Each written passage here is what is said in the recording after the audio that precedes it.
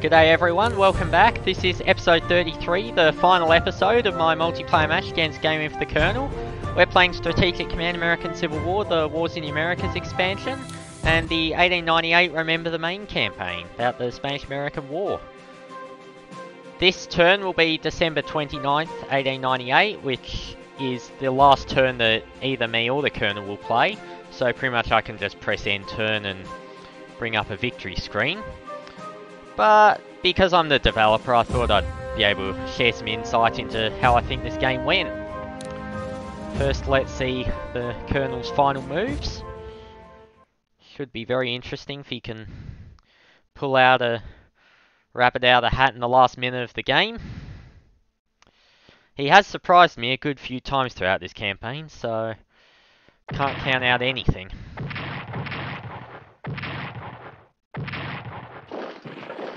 Oh no! Come on, leave Manila open. I wanna push the unit out of there and retake it. I don't know if it's possible or not, but I'm gonna try because, well, got nothing to lose, right? 0 turns remaining.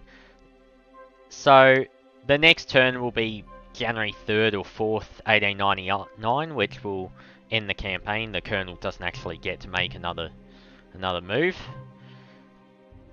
but I might be able to do this. Come on. Do we have the blessings of the gods?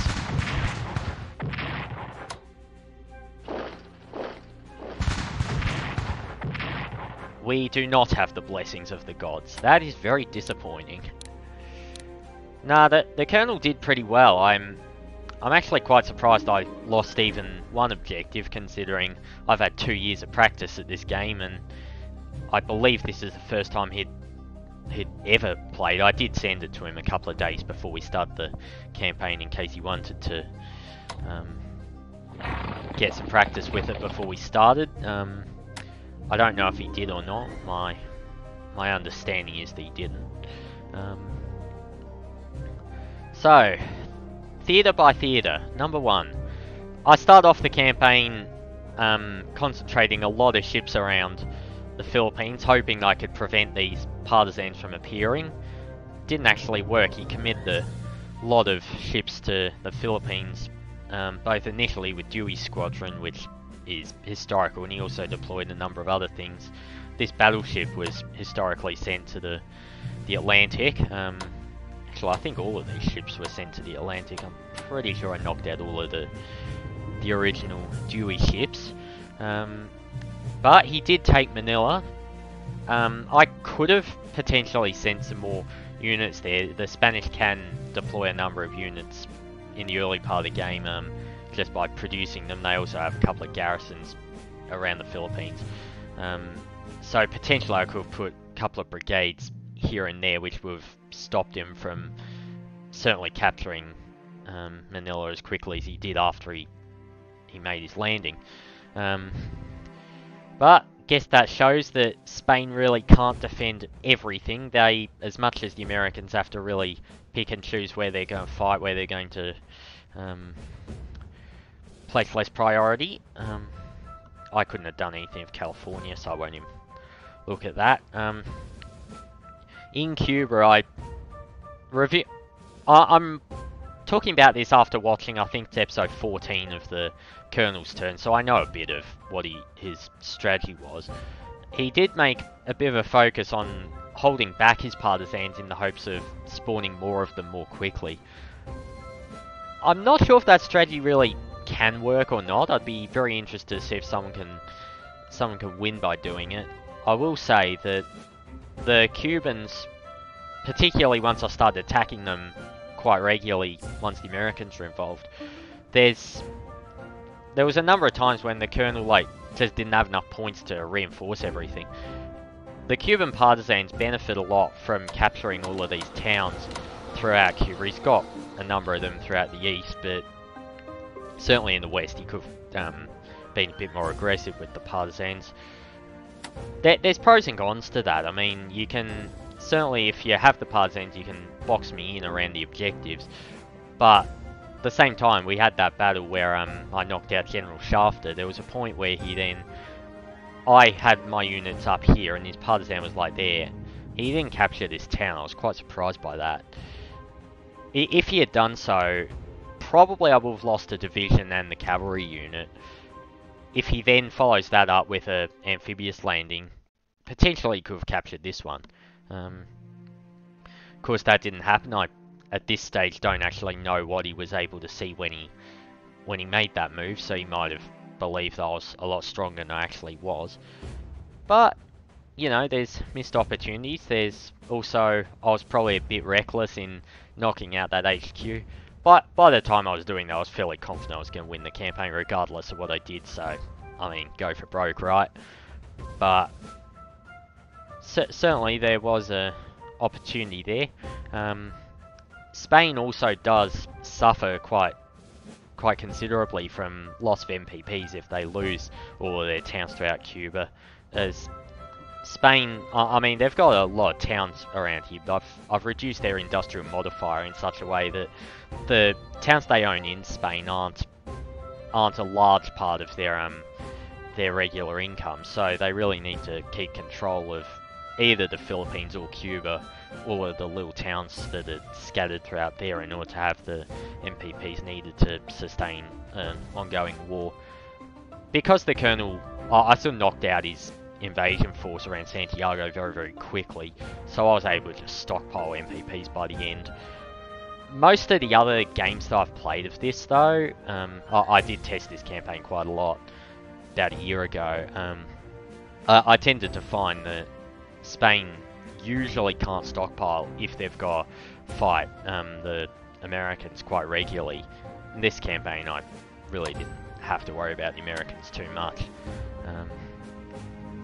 His navy in the Philippines, he fought that pretty well. I mean, I was able to slip out a couple of ships towards the end, but he knocked out my reinforced squadron, which was quite impressive. But I did notice throughout the Atlantic, I was able to get in a number of ambushes. I, of course, have this cruiser here. I had another one earlier in the game where I was able to ambush one of his divisions that were just in Tampa Bay. The Americans do have considerably better ships than the Spanish do, so I think what he could have done is, once he realised I wasn't seriously reinforcing the Philippines with my ships anymore, he could have sent his ships back, first from the Philippines to California, then send them around South America. They appear in the Atlantic. He potentially could have knocked down my last couple of ships, because I think I only have the 3 ships at this stage.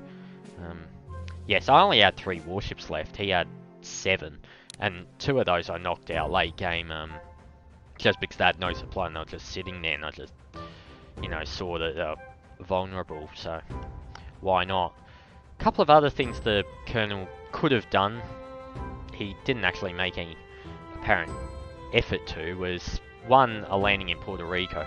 Puerto Rico is a quite valuable target for the Americans to capture. The towns here, there's quite a few of them. They're each worth a considerable amount.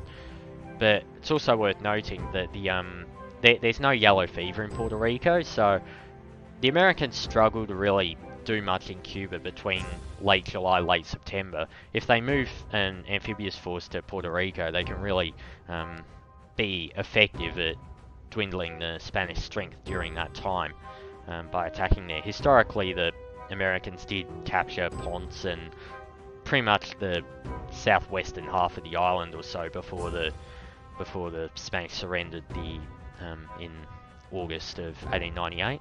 The other option would have been to send a amphib to try and capture the Canary Islands. It wouldn't have worked in this game. I did defend them, but the Spanish don't really have enough units to defend absolutely everything, so as the American player, it is worth making an effort to at least see if the Canary Islands are open, potentially drop an amphib in them. These fighting spirit objectives, they're worth a couple of thousand points each. As you can see, Spain ended the campaign at about 12,000. If you knock out 2,000 from capturing those, there's not a lot of of room for Spain to just lose things and continue fighting. They will collapse very quickly if they are beaten back in a couple of places. I'm just going to reinforce my units. I want them to come back to Spain in the finest shape possible. No real benefit to doing so. As I said, the game's going to end regardless as soon as I press end turn. What I didn't do, I potentially could have, was I can still buy some new units from the combat losses. So Spain does have some capacity to reinforce its theatres even once the war begins, provided the Americans don't have all their ports under blockade. The Spanish don't have any amphibious capability, but if they control ports, and like here in Santiago, I could send new units there. Well, if I made the effort to, for one. I didn't actually purchase anything. That works up to about October, then there's just not enough time left in the game to continue. Because of course, got to sail all the way from Spain to the Caribbean, and then from over here where they sort of spawn after they sail the Atlantic, then it is a bit of a voyage to get to Cuba. But it is an option that is there. Had my Philippines gambit worked and I'd knocked out his navy, might have also been able to send some reinforcements there. That might have stopped him from attacking Manila. I'm not sure if I actually would have done that, because I was pretty confident he'd just given up on the Philippines by that point. Was proven wrong. So being developer of the game doesn't mean you know what the opponent's going to do, only what they're physically able to do. Does make for interesting things you got to think about. Alright, now let's just leave them there. Where's my other ship? Oh yeah, that's it, Tampa. President McKinley's gonna love that. It's like the war's almost over, the Kaiser's starting to make diplomatic overtures, and then this cruiser just appears off the coast of Florida. He would have loved that. Send a message to the Colonel.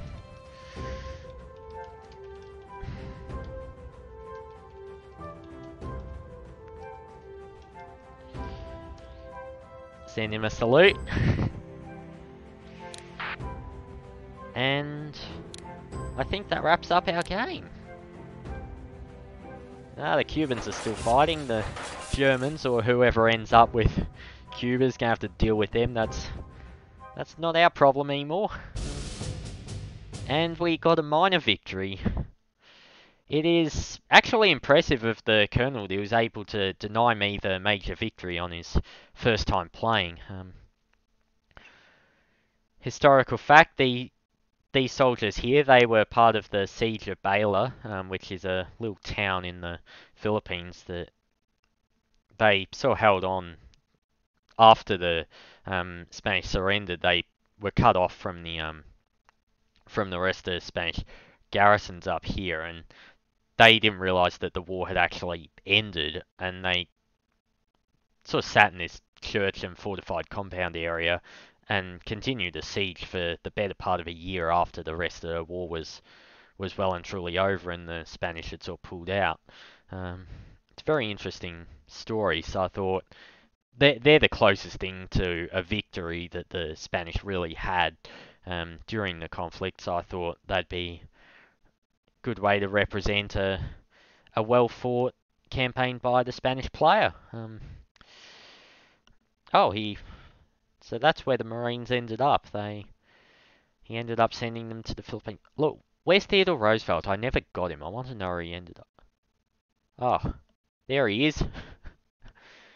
I had no idea where Theodore Roosevelt was. I spent most of the game wanting to smash him. He somehow eluded me. That is...